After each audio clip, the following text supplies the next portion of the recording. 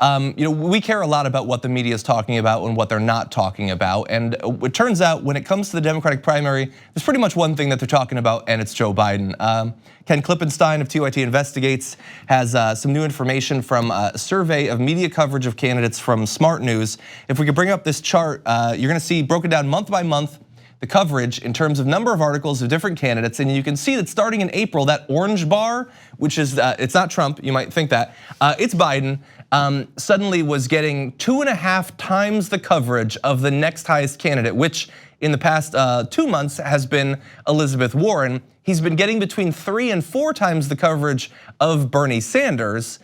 And I personally just wonder what exactly he has done to merit this much coverage, considering the huge policy plans that have been put out, especially by Warren, but also by Sanders. So what do you think about the fact that the media has been really focused on Joe Biden over the past few months? This is another example of the corporate media pulling the strings to get their desired candidate. He poses the least or the smallest threat to them and their financial security and their profitability. I think if they see a Warren or a Sanders surging, and you have those candidates talking about breaking up big corporations, taxing the rich, that affects their bottom line. So why would they give that any more airtime than they need to?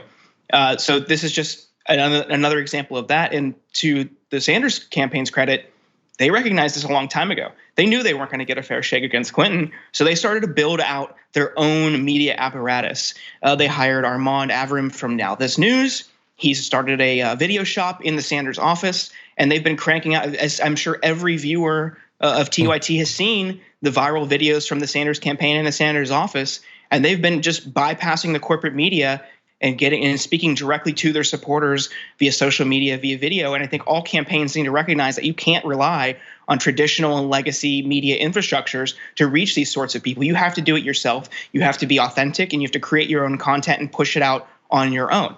You can't rely on the MSNBCs, the CNNs, and the legacy papers to talk about you for yourself. I mean, they're just not going to if you pose a threat to their profitability. Yeah, and of course, that's not including independent online sources necessarily, especially in video. They're talking about articles there, but that side's still struggling to get the same sorts of views. Unfortunately, that's the war that we're engaged in.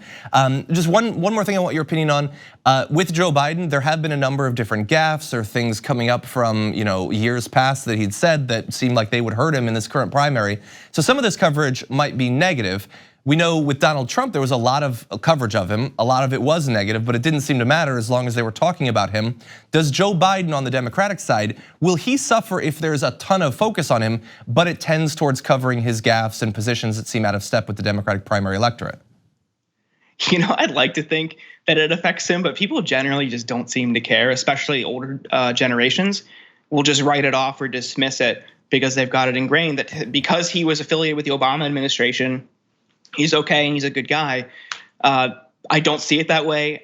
I assumed that his gaffes would affect him more. I guess we'll see once we hit Iowa and New Hampshire, because you never know. But the media will have you believe that he's doing fine. He's number one, and his position is concrete. So we'll see. But I'm surprised. Yeah, hopefully we can have you back on in the near future to talk about the effect of the debates. I have a feeling there will be a lot of people who will be writing their Joe Biden wins the debate headlines before the debates actually happen, but we'll see about that. Jordan Ewell, as always, thank you for joining us. Everybody watching, you probably already follow him on Twitter, but if not, he's at Jordan Ewell, and you should definitely follow him. A lot of great information every day. So thank you again. Thank you, John.